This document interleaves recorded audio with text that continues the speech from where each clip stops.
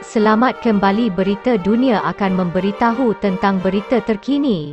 Kuala Lumpur, tak terhitung pengorbanan dilakukan suami, Nazmir Abdul Rahim, 36, terhadap pelakon popular, Jasmine Hamid, 49. Barangkali, ada berpendapat tentulah segala-galanya masih manis, mekar dan mewangi apabila bahtera rumah tangga yang baru setahun dibina. Namun, hakikatnya ramai tidak sedar, Jasmine dan Nazmir sudah lebih sedekat saling mengenali, biarpun baru 8 bulan bergelar suami isteri. Nazmir bergelar pembantu peribadi Jasmine, sebelum sepakat mendirikan mahligai rumah tangga pada November tahun lalu. Di sebalik itu, baru hendak mengecap nikmat pasangan baru berkahwin, rumah tangga diuji apabila Jasmine mengalami serangan jantung sehingga dimasukkan ke Hospital Sungai Buloh baru-baru ini. Suami bukan sahaja setia menemani, malah kini turut menjadi bergelar jururawat peribadi kerana perlu mengambil tekanan darah isteri setiap kali sebelum memasuki set penggambaran demi memastikan Jasmine mengambil ubat tepat pada waktunya. Kalau hendak huraikan kisah pengorbanan suami, sejujurnya, sudah lama Nazmir berkorban untuk saya. Nazmir sudah lama berada di sisi kerana dia adalah pembantu peribadi saya. Namun, hubungan ketika itu tidak lebih atas dasar kerja. Rasa cinta pula hanya dipupuk selepas berkahwin. Sepanjang hampir 10 tahun bekerja dengan saya, Nazmir seorang yang tidak berkira sama ada kudrat mahupun wang ringgit, katanya kepada BH Online. Pelakon 7 Hari Mencintaiku itu berkata, terbit rasa bersalah tatkala menempuh ujian dengan kesakitan pada bulan lalu. Jasmine berkata, dia pernah bertanya kepada suami tidakkah menyesal mengahwini isteri yang berusia sepertinya. Saya pernah bertanya, tidakkah menyesal memperisterikan saya? Dahulu sebelum berkahwin, saya sihat. Tetapi, selepas beberapa bulan berkahwin, saya diuji dengan kesakitan. Namun, saya terharu apabila suami menegaskan tidak pernah sesekali menyesal takdir yang tertulis. Baginya, isteri tua atau muda, semuanya adalah kiriman Allah. Sebagai manusia, siapa nak minta kesakitan? Semua adalah ketentuan Allah. Lagipun, Nazmir beritahu, tidak semestinya orang muda lebih kuat. Dan tidak semestinya, orang tua akan pergi dahulu, jadi, semuanya Allah yang aturkan, katanya. Jasmine menyifatkan dirinya bertuah memiliki suami tidak berkira soal kudrat mahupun wang ringgit, foto IG Jasmine Hamid.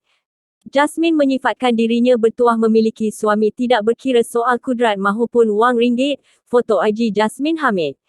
Sedar jarak umur jauh berbeza, Jasmine berkata, sebelum membuat keputusan mendirikan rumah tangga dengan pembantu peribadi, mereka sudah duduk berbincang pelbagai perkara termasuk soal zuriat.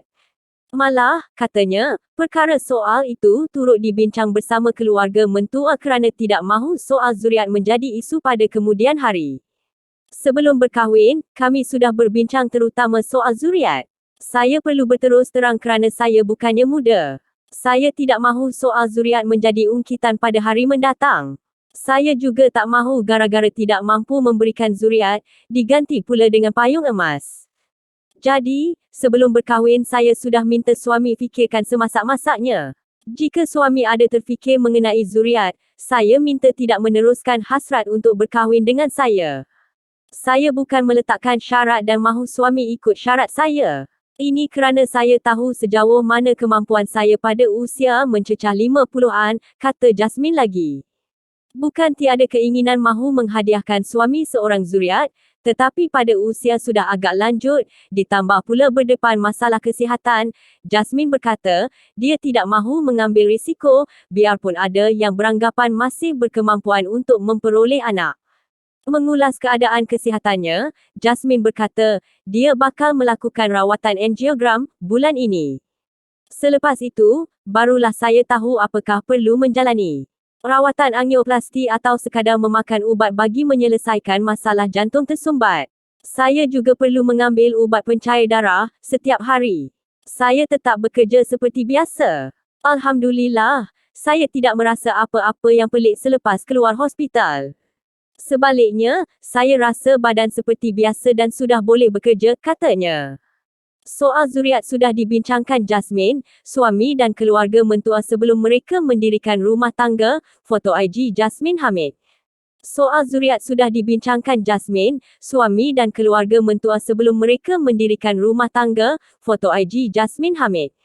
Pelakon filem Bos dan Kanta Serigala itu berkata, setakat ini, keadaan kesihatan tidak menjejaskan kerja, cuma tidak boleh agresif seperti dahulu.